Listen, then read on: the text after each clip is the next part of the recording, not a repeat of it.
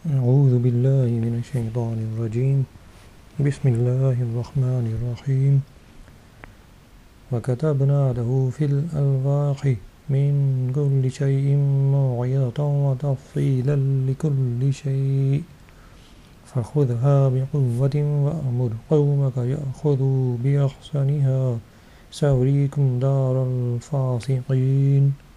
ترجمہ: اور ہم نے اس کے لیے تورات کی تختیوں میں ہر چیز کی نصیحت اور ہر چیز کی تفصیل لکھ دی، اور فرمایا اسے مضبوطی سے پکڑ لو اور اپنی قوم کو حکم دو کہ وہ اس کی اچھی باتیں اختیار کریں، عن قریب میں تمہیں نافرمانوں کا گھر دکھاؤں گا۔ حضرت عبداللہ بن عباس رضی اللہ عنہ فرماتے ہیں، الواح یعنی تختیوں سے مراد تورات کی تختیاں ہیں، اور آیت کا معنی یہ ہے کہ ہم نے حضرت موسیٰ علیہ السلام کے لیے تورات کو تختیوں میں لکھ دیا۔ جن تختیوں میں تورات کو لکھا گیا وہ زبرجد یا زمرد کی تھیں، اور ان کی تعداد 7 یا 10 تھی۔ تورات عید الاضحیٰ کے دن حضرت موسیٰ علیہ السلام کو عطا ہوئی۔ نیز اس آیت میں مزید یہ چیزیں بیان ہوئی ہیں۔ نمبر 1، ہر چیز کی نصیحت۔ اس سے مراد یہ ہے کہ حضرت موسیٰ علیہ السلام اور ان کی قوم کو اپنے دین میں حلال، حرام اور اچھی بری چیزوں سے متعلق جن احکام کی ضرورت تھی وہ سب تورات میں لکھی ہوئی تھیں۔ نمبر 2، ہر چیز کی تفصیل۔ اس کا معنی یہ ہے کہ بنی اسرائیل کو جتنے احکام شرعیہ دیے گئے تھے تورات میں ان تمام احکام کی تفصیل لکھ دی تھی۔ نمبر 3، تورات کو مضبوطی سے پکڑنا۔ قوت اور مضبوطی سے پکڑنے کا مطلب یہ ہے کہ بڑی کوشش، چستی، ہوشیاری اور شوق سے اس میں موجود احکام پر عمل کرنے کا عزم کر کے اس کو ہاتھ میں لو۔ یاد رہے کہ اس میں خطاب اگرچہ حضرت موسیٰ علیہ السلام سے ہے، لیکن اس سے مراد آپ کے ساتھ آپ کی قوم بھی ہے۔ نمبر 4، تورات کی اچھی باتیں اختیار کرنے کا حکم دینا۔ اس کا معنی یہ ہے کہ تورات میں جو احکام مذکور ہیں ان میں جو زیادہ بہتر ہو اسے اختیار کرنے کا حکم دو، کیونکہ تورات میں عزیمت اور رخصت، جائز اور مستحب امور کا بھی ذکر ہے۔ عزیمت پر عمل کرنا رخصت پر عمل کرنے کے کم عمل کے مقابلے میں بہتر ہے۔ ایک قول یہ ہے کہ تورات میں امر و نہی کا بیان ہے، تو جس کام کے کرنے کا حکم دیا گیا ہے اسے کرنے، اور جس سے منع کیا گیا ہے اس سے رک جانے کا حکم دو۔ ایک قول یہ ہے کہ تورات میں فرائض، نوافل اور مباح کاموں کے احکام ہیں۔ فرائض و نوافل پر عمل کرنا بہترین عمل ہے، اور صرف فرائض پر عمل کرنا اس سے کم درجے کا ہے، اور مباح پر عمل کرنا اس سے بھی کم درجے کا ہے، تو جو عمل بہترین ہے اس کے کرنے کا حکم دو۔ سأریکم دار الفاسقین، عن قریب میں تمہیں نافرمانوں کا گھر دکھاؤں گا۔ مفسرین نے اس آیت کے کئی معنی بیان کیے ہیں۔ حضرت حسن اور عطا رحمۃ اللہ علیہ نے کہا کہ بے حکموں کے گھر سے مراد جہنم ہے، اور حضرت قتادہ رضی اللہ عنہ کا قول ہے کہ معنی یہ ہے کہ میں تمہیں شام میں داخل کروں گا اور گزری ہوئی امتوں کے مناظر دکھاؤں گا جنہوں نے اللہ تعالیٰ کی مخالفت کی، تاکہ تمہیں اس سے عبرت حاصل ہو۔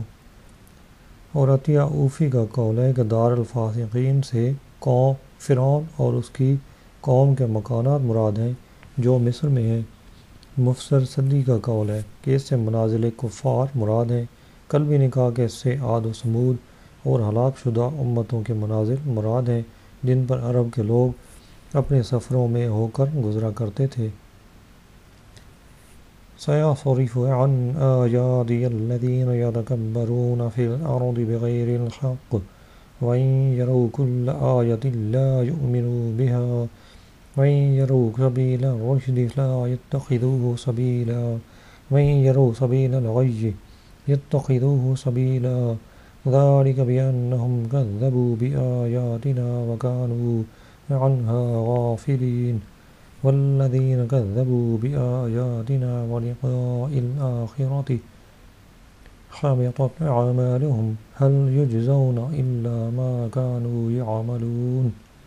ترجمہ: اور میں اپنی آیتوں سے ان لوگوں کو پھیر دوں گا جو زمین میں ناحق اپنی بڑائی چاہتے ہیں، اور اگر وہ سب نشانیاں دیکھ لیں تو بھی ان پر ایمان نہیں لاتے، اور اگر وہ ہدایت کی راہ دیکھ لیں تو اسے اپنا راستہ نہیں بناتے، اور اگر گمراہی کا راستہ دیکھ لیں تو اسے اپنا راستہ بنا لیتے ہیں۔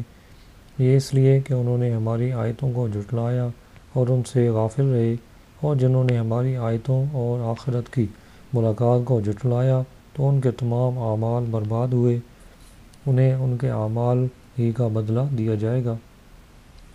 مفسرین نے اس آیت کے مختلف معنی بیان کیے ہیں۔ حضرت عبداللہ بن عباس رضی اللہ عنہ فرماتے ہیں، اس کا معنی یہ ہے کہ جو لوگ میرے بندوں پر غرور کرتے ہیں اور میرے اولیاء سے لڑتے ہیں، میں انہیں اپنی آیتیں قبول کرنے اور ان کی تصدیق کرنے سے پھیر دوں گا تاکہ وہ مجھ پر ایمان نہ لائیں۔ یہ ان کے عناد کی سزا ہے کہ انہیں ہدایت سے محروم کیا گیا۔ اس آیت میں ناحق تکبر کرنے والوں کے لیے بڑی عبرت ہے۔ تکبر کی تعریف یہ ہے کہ دوسروں کو حقیر جاننا۔ حضرت عبداللہ بن مسعود رضی اللہ عنہ سے روایت ہے، رسول اکرم صلی اللہ علیہ وسلم نے ارشاد فرمایا کہ تکبر حق کی مخالفت اور لوگوں کو حقیر جاننے کا نام ہے۔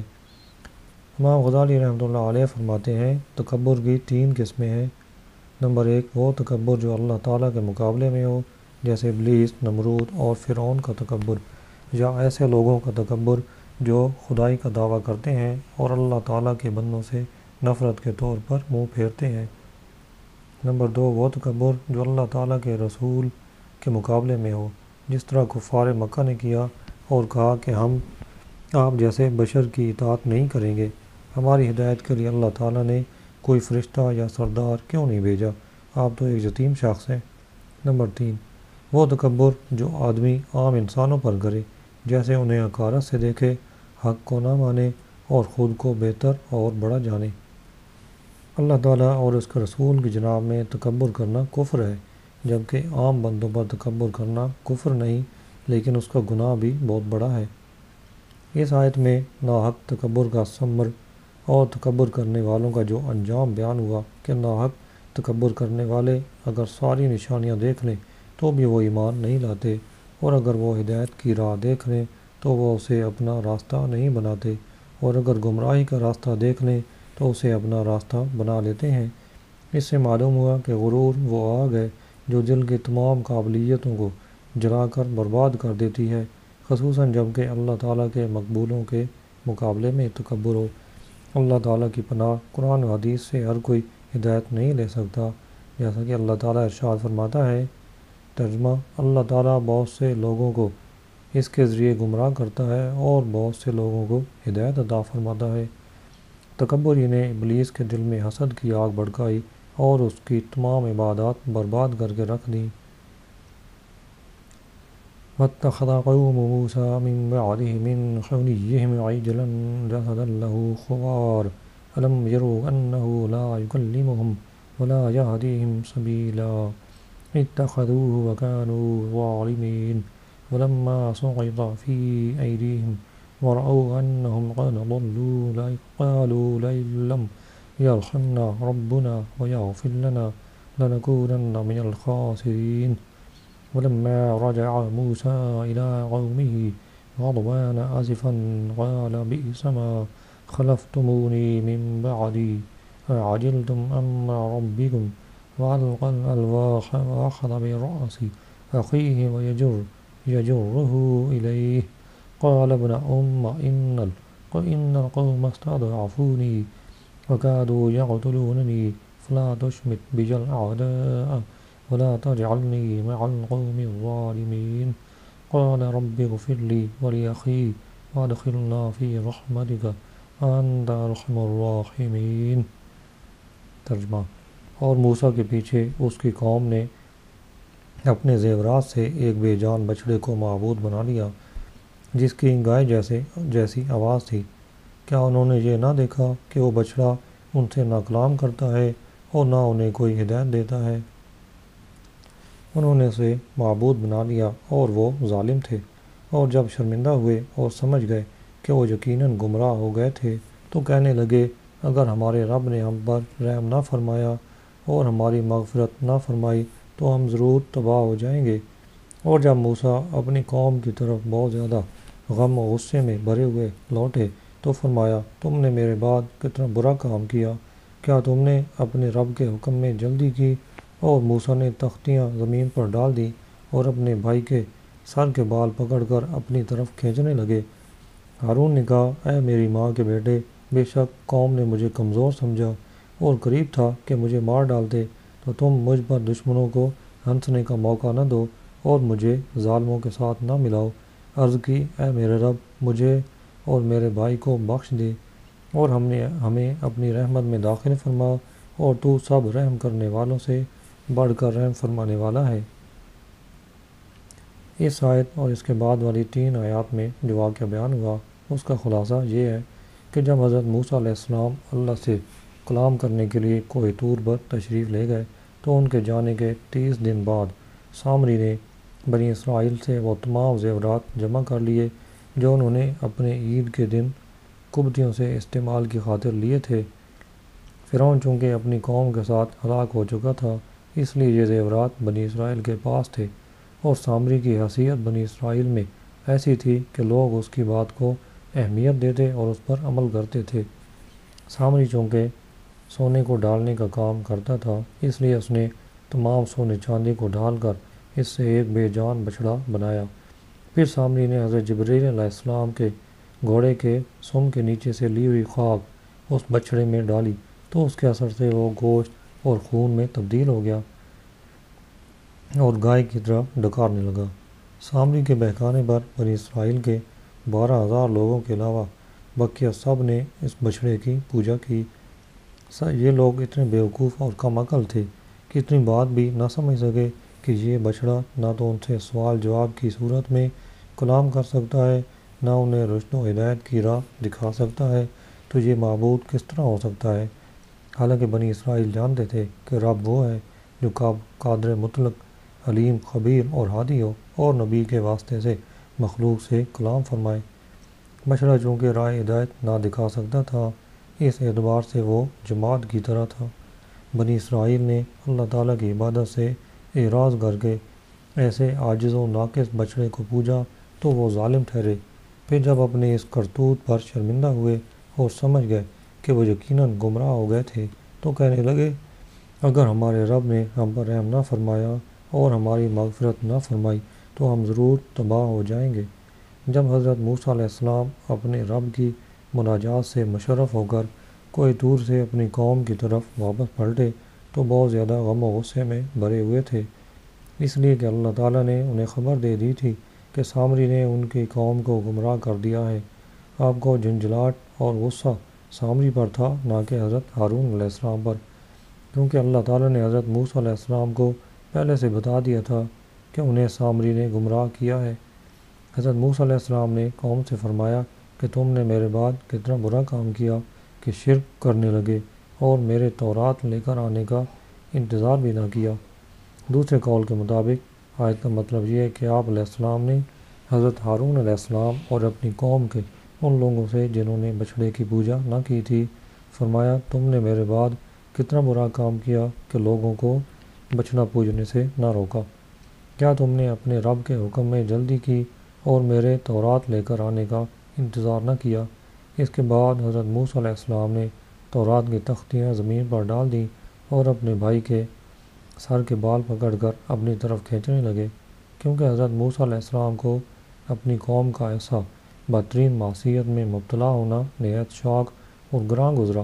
تب حضرت ہارون علیہ السلام نے حضرت موسیٰ علیہ السلام سے کہا، اے میری ماں کے بیٹے، میں نے قوم کو روکنے اور ان کو واضح و نصیحت کرنے میں کمی نہیں کی، لیکن قوم نے مجھے کمزور سمجھا اور قریب تھا کہ مجھے مار ڈالتے، تو تم مجھ پر دشمنوں کو ہنسنے کا موقع نہ دو اور میرے ساتھ ایسا سلوک نہ کرو جس سے وہ خوش ہوں، اور مجھے ظالموں کے ساتھ شمار نہ کرو۔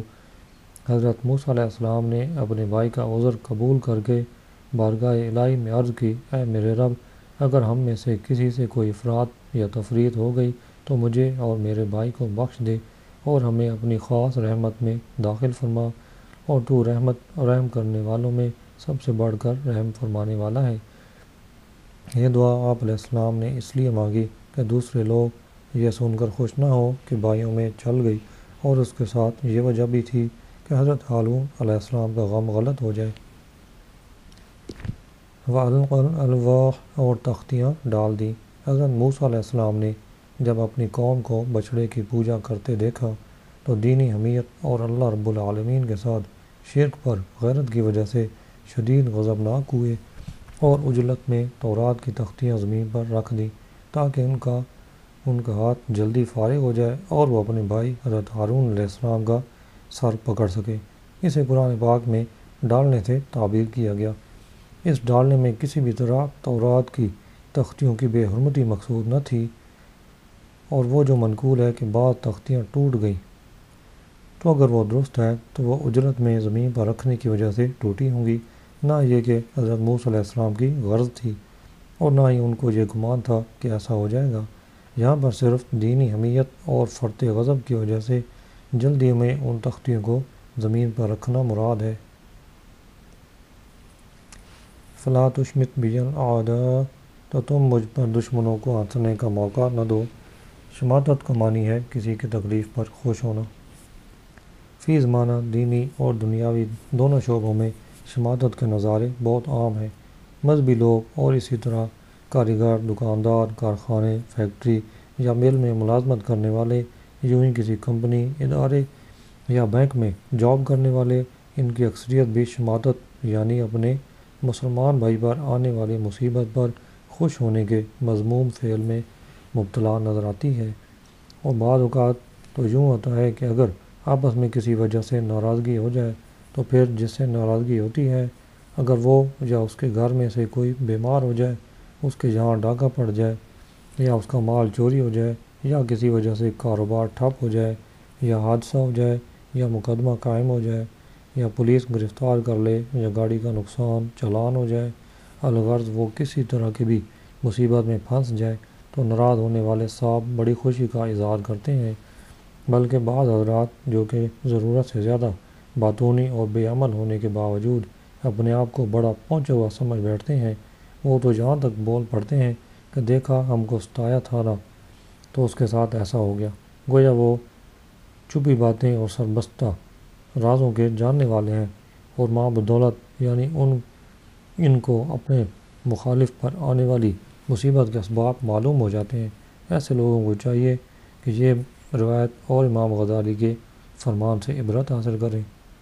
چنانچہ حضرت واصلہ بن اسقع رضی اللہ عنہ سے روایت ہے کہ رسول کریم صلی اللہ علیہ وسلم نے ارشاد فرمایا، اپنے بھائی کی شماتت نہ کر، یعنی اس کی مصیبت پر اظہار مسرت نہ کر، کہ اللہ تعالیٰ اس پر رحم کرے گا اور تجھے اس میں مبتلا کر دے گا۔ حضرت امام غزالی رحمۃ اللہ علیہ فرماتے ہیں، کہا گیا ہے کہ کچھ گناہ ایسے ہیں جن کی سزا برا خاتمہ ہے، ہم اس سے اللہ کی پناہ چاہتے ہیں۔ یہ گناہ ولایت اور کرامت کا جھوٹا دعویٰ کرنا ہے۔ یاد ہے کہ اگر کسی مسلمان کی مصیبت پر دل میں خود بخود خوشی پیدا ہوئی تو اس کا قصور نہیں، تاہم اس خوشی کو دل سے نکالنے کی بھرپور صحیح کرے۔ اگر خوشی کا اظہار کرے گا تو شماتت کا مرتکب ہوگا۔ لہذا ہر مسلمان کو چاہیے کہ دوسرے مسلمان کی تکلیف پر خوشی کے اظہار سے بچے اور شیطان کے دھوکے میں آ کر خود کو بڑا پہنچا ہوا نہ سمجھے، اور اس سے بچنے کی دعا بھی کرتا رہے۔ حضرت ابو ہریرہ رضی اللہ عنہ فرماتے ہیں، رسول اللہ صلی اللہ علیہ وسلم سخت مصیبت، بدبختی کے آنے، بری تقدیر اور دشمنوں کے طعن و تشنیع سے پناہ مانگا کرتے تھے۔ قال یعنی عرض کی، یہ دعائے مغفرت امت کی تعلیم کے لیے ہے، ورنہ انبیاء کرام علیہ الصلوۃ والسلام گناہوں سے پاک ہوتے ہیں۔ اس لیے حضرت موسیٰ علیہ السلام نے اپنے بھائی کو اس دعا میں شامل فرمایا، حالانکہ ان سے کوئی کوتاہی سرزد نہ ہوئی تھی۔ نیز اس دعا میں حضرت ہارون علیہ السلام کی دلجوئی اور قوم کے سامنے ان کے اکرام کا اظہار بھی مقصود تھا۔ ان الذين اتخذوا العجل سينالهم غضب من ربهم وذلة في الحياة الدنيا وكذلك نجزي المفترين۔ ترجمہ: بے شک وہ لوگ جنہوں نے بچڑے کو معبود بنا لیا، ان قریب انہیں دنیا کی زندگی میں ان کے رب کا غضب اور ذلت پہنچے گی، اور ہم بہتان باندھنے والوں کو ایسا ہی صلہ دیتے ہیں۔ اس آیت کی تفسیر میں مفسرین کا ایک قول یہ ہے کہ اس سے مراد وہ بچڑا پوجنے والے لوگ ہیں جو حضرت موسیٰ علیہ السلام کے کوہ طور سے واپس آنے سے پہلے ہی مر گئے۔ دوسرا قول یہ ہے کہ اس سے مراد وہ یہودی ہیں کہ جنہوں نے بچڑے کو پوجا اور بعد میں توبہ نہ کی۔ تیسرا قول یہ ہے کہ اس سے مراد وہ لوگ ہیں جنہوں نے قتل ہو کر اللہ کی بارگاہ میں توبہ کی۔ اس صورت میں غضب سے مراد قتل ہونا اور ذلت سے مراد گمراہی کا اعتراف کرنا اور قتل ہونے کا حکم تسلیم کرنا ہے۔ چوتھا قول یہ ہے کہ اس سے مراد سرکار دو عالم صلی اللہ علیہ وسلم کے زمانے کے یہودی ہیں۔ حضرت عبداللہ بن عباس رضی اللہ عنہ فرماتے ہیں، یہ وہ لوگ ہیں جنہوں نے حضور سید المرسلین صلی اللہ علیہ وسلم کو پایا اور ان کے آباء و اجداد بچڑے کی پوجا کرتے تھے، اور غضب سے مراد آخرت کا عذاب اور دنیا میں ذلت سے مراد جزیہ دینا ہے۔ عطیہ اوفی کا قول ہے کہ غضب سے مراد بنو نذیر اور بنو قریظہ کا مسلمانوں کے ہاتھوں قتل ہونا اور ذلت سے مراد انہیں حجاز سے جلا وطن کرنا ہے۔ پھر فرمایا، اور ہم بہتان باندھنے والوں کو ایسا ہی بدلہ دیتے ہیں، یعنی جس طرح ہم نے ان بچڑے کی پوجا کرنے والوں کو بدلہ دیا، اسی طرح ہم ہر اس شخص کو بدلہ دیں گے جو اللہ پر جھوٹ باندھے اور غیر خدا کی عبادت کرے۔ ابو قلابہ کہتے ہیں، اللہ کی قسم، یہ قیامت تک ہر بہتان باندھنے والے کی جزا ہے کہ اللہ تعالیٰ اسے ذلیل کرے گا۔ حضرت سفیان بن عینیہ رحمۃ اللہ علیہ فرماتے ہیں، یہ سزا قیامت تک آنے والے ہر بدعتی کے بارے میں ہے۔ حضرت مالک بن انس رضی اللہ عنہ فرماتے ہیں، ہر بدعتی اپنے سر کے اوپر سے ذلت پائے گا۔ پھر یہی آیت تلاوت فرمائی۔ بدعت کی تعریف۔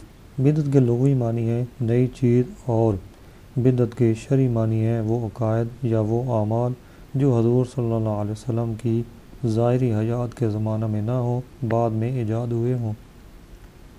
بدعت بنیادی طور پر بدعت کی دو قسمیں ہیں، بدعت حسنہ اور بدعت سیئہ۔ بدعت حسنہ یہ ہے کہ وہ نیا کام جو کسی سنت کے خلاف نہ ہو، اور بدعت سیئہ یہ ہے کہ دین میں کوئی ایسا طریقہ ایجاد کرنا کہ جس کی اصل کتاب و سنت میں نہ ہو اور اس کی وجہ سے شریعت کا کوئی حکم تبدیل ہو رہا ہو۔ والذین عملوا السیئات ثم تابوا من بعدها وآمنوا ان ربک من بعدها لغفور رحیم۔ ترجمہ، اور وہ لوگ جنہوں نے برے اعمال کیے پھر ان کے بعد توبہ کر لی اور ایمان لے آئے، تو بے شک اس توبہ و ایمان کے بعد تمہارا رب بخشنے والا مہربان ہے۔ اس آیت میں گناہ کے بعد توبہ کرنے والوں کے لیے بہت بڑی بشارت اور اللہ کی رحمت بے پایاں کا ذکر ہے۔ آیت کا خلاصہ یہ ہے کہ جس شخص نے گناہ کا کوئی پہلو نہ چھوڑا، یعنی کفر تک کا ارتکاب کیا، پھر اس نے اللہ کی بارگاہ میں اپنے تمام گناہوں سے سچی توبہ کر لی اور ایمان لایا اور اس توبہ پر قائم رہا، تو اللہ تعالیٰ اس کے سب گناہ بخش دے گا اور اس کی توبہ قبول فرمائے گا۔ اس آیت سے ثابت ہوا کہ گناہ خواہ صغیرہ ہو یا کبیرہ، جب بندہ ان سے توبہ کرتا ہے تو اللہ تعالیٰ اپنے فضل و رحمت سے ان سب کو معاف فرماتا ہے۔ کثیر احادیث میں گناہوں سے سچی توبہ کی قبولیت اور اس کے فضائل بیان کیے گئے ہیں۔ ترغیب کے لیے دو احادیث بیان کرتے ہیں۔ نمبر 1، حضرت ابو ہریرہ رضی اللہ عنہ سے روایت ہے، سرکار دو عالم صلی اللہ علیہ وسلم نے ارشاد فرمایا، اگر تم اتنے گناہ کرو کہ وہ آسمان تک پہنچ جائیں اور پھر تم اللہ کی بارگاہ میں توبہ کرو تو اللہ تمہاری توبہ قبول فرمائے گا۔ نمبر 2، حضرت انس رضی اللہ عنہ سے روایت ہے، تاجدار رسالت صلی اللہ علیہ وسلم نے ارشاد فرمایا، اللہ تعالیٰ اپنے بندے کی توبہ پر اس سے بھی زیادہ خوش ہوتا ہے جیسے تم میں سے کسی کا اونٹ جنگل میں گم ہونے کے بعد دوبارہ اسے مل جائے۔ اس آیت میں اللہ تعالیٰ کی رحمت کا ذکر ہوا۔ اس مناسبت سے یہاں اللہ کی وسیع رحمت کے بیان پر مشتمل ایک حدیث ملاحظہ فرمائیں۔ حضرت ابو ہریرہ رضی اللہ عنہ سے روایت ہے، حضور پر نور صلی اللہ علیہ وسلم نے ارشاد فرمایا، اللہ کے پاس 100 رحمتیں ہیں، ان میں سے ایک رحمت اس نے جن و انس، حیوانات اور حشرات الارض میں نازل کی، جس سے وہ ایک دوسرے پر شفقت اور رحم کرتے ہیں۔ اسی سے وحشی جانور اپنے بچوں پر رحم کرتے ہیں، اور اللہ تعالیٰ نے 99 رحمتیں بچا رکھی ہیں، ان سے قیامت کے دن اپنے بندوں پر رحم فرمائے گا۔ وَلَمَّا سَكَتَ عَن مُوسَى الْغَضَبُ أَخَذَ الْأَلْوَاحَ وَفِي نُسْخَتِهَا هُدًى وَرَحْمَةٌ لِّلَّذِينَ هُمْ لِرَبِّهِمْ يَرْهَبُونَ۔ ترجمہ: اور جب موسیٰ کا غصہ تھم گیا تو اس نے تختیاں اٹھا لیں، اور ان کی تحریر میں ہدایت اور رحمت ہے ان کے لیے جو اپنے رب سے ڈرتے ہیں۔ اس سے پہلی آیت میں حضرت موسیٰ علیہ السلام سے حالت غضب میں جو کچھ صادر ہوا اس کا ذکر کیا گیا۔ اب اس آیت میں غصہ تھم جانے کے بعد حضرت موسیٰ علیہ السلام سے جو واقع ہوا اسے بیان کیا گیا ہے۔ چنانچہ جب حضرت موسیٰ علیہ السلام پر قوم میں آ کر تحقیق کرنے سے بھی یہ ظاہر ہو گیا کہ ان کے بھائی حضرت ہارون علیہ السلام سے کوئی کوتاہی سرزد نہیں ہوئی اور انہوں نے جو عذر بیان کیا وہ درست تھا، تو آپ کا غصہ زیادہ رہا اور آپ نے تورات کی تختیاں زمین سے اٹھا لیں۔ یاد رہے کہ جب حضرت موسیٰ علیہ السلام کو غصہ آیا تو آپ نے 2 کام کیے تھے، ایک تورات کی تختیاں زمین پر ڈال دیں اور دوسرا حضرت ہارون علیہ السلام کو سر سے پکڑ کر اپنی طرف کھینچا۔ جب غصہ ٹھنڈا ہوا تو اس کی تلافی میں بھی حضرت موسیٰ علیہ السلام نے 2 کام کیے، تورات کی تختیاں زمین سے اٹھا لیں اور اپنے بھائی کے لیے دعا کی۔ وَاخْتَارَ مُوسَىٰ قَوْمَهُ 70 رَجُلًا لِمِيقَاتِنَا فَلَمَّا أَخَذَتْهُمُ الرَّجْفَةُ قَالَ رَبِّ لَوْ شِئْتَ أَهْلَكْتَهُم مِّن قَبْلُ وَإِيَّايَ أَتُهْلِكُنَا بِمَا فَعَلَ السُّفَهَاءُ مِنَّا إِنْ هِيَ إِلَّا فِتْنَتُكَ تُضِلُّ بِهَا مَن تَشَاءُ وَتَهْدِي مَن تَشَاءُ أَنتَ وَلِيُّنَا فَاغْفِرْ لَنَا وَارْحَمْنَا وَأَنتَ خَيْرُ الْغَافِرِينَ۔ ترجمہ: اور موسیٰ نے ہمارے وعدے کے لیے اپنی قوم سے 70 مرد منتخب کر لیے۔ پھر جب انہیں زلزلہ نے پکڑ لیا تو موسیٰ نے عرض کی، اے میرے رب، اگر تو چاہتا تو پہلے ہی انہیں اور مجھے ہلاک کر دیتا۔ کیا تو ہمیں اس کام کی وجہ سے ہلاک فرمائے گا جو ہمارے بے عقلوں نے کیا؟ یہ تو نہیں ہے مگر تیری طرف سے آزمانا، تو اس کے ذریعے جسے چاہتا ہے گمراہ کرتا ہے اور جسے چاہتا ہے ہدایت دیتا ہے۔ تو ہمارا مولا ہے، تو ہمیں بخش دے اور ہم پر رحم فرما، اور تو سب سے بہتر بخشنے والا ہے۔ حضرت موسیٰ علیہ السلام پہلی بار اللہ تعالیٰ سے مناجات کرنے اور تورات لینے تشریف لے گئے تھے، اور اس بار گائے کی پوجا کرنے والوں کو معافی دلوانے کے لیے 70 آدمیوں کو ساتھ لے کر تشریف لے گئے۔ چنانچہ حضرت موسیٰ علیہ السلام نے ہر گروہ سے 6 افراد منتخب کر لیے، چونکہ بنی اسرائیل کے 12 گروہ تھے، اور جب ہر گروہ میں سے 6 آدمی چنے تو 2 بڑھ گئے۔ اور جب حضرت موسیٰ علیہ السلام نے ان سے فرمایا کہ مجھے 70 آدمی لانے کا حکم ہوا ہے اور تم 72 ہو گئے، اس لیے تم میں سے 2 آدمی یہیں رہ جائیں، تو وہ آپس میں جھگڑنے لگے۔ اس پر حضرت موسیٰ علیہ السلام نے فرمایا، رہ جانے والے کو جانے والے کی طرح ہی ثواب ملے گا۔ یہ سن کر حضرت کالب اور حضرت یوشع علیہ السلام رہ گئے اور کل 70 آدمی آپ کے ہمراہ گئے۔ یہ 70 افراد ان لوگوں میں سے تھے جنہوں نے بچڑے کی پوجا نہ کی تھی۔ حضرت موسیٰ علیہ السلام نے انہیں روزہ رکھنے، بدن اور کپڑے پاک کرنے کا حکم دیا، پھر ان کے ساتھ طور سینا کی طرف نکلے۔ جب پہاڑ کے قریب پہنچے تو انہیں ایک بادل نے ڈھانپ لیا۔ حضرت موسیٰ علیہ السلام ان کے ساتھ اس میں داخل ہو گئے اور سب نے سجدہ کیا۔ پھر قوم نے اللہ تعالیٰ کا کلام سنا جو اس نے حضرت موسیٰ علیہ السلام سے فرمایا کہ یہ کرو اور یہ نہ کرو۔ اللہ تعالیٰ نے بنی اسرائیل کے بارے میں جو حکم دیا وہ توبہ کے لیے اپنی جان دینا تھا۔ جب کلام کا سلسلہ ختم ہونے کے بعد بادل اٹھا لیا گیا تو یہ لوگ حضرت موسیٰ علیہ السلام کی طرف متوجہ ہوئے اور کہنے لگے، توبہ میں اپنی جانوں کو قتل کرنے کا جو حکم ہم نے سنا اس کی تصدیق ہم اس وقت تک نہیں کریں گے جب تک کہ اللہ تعالیٰ کو اعلانیہ نہ دیکھ لیں۔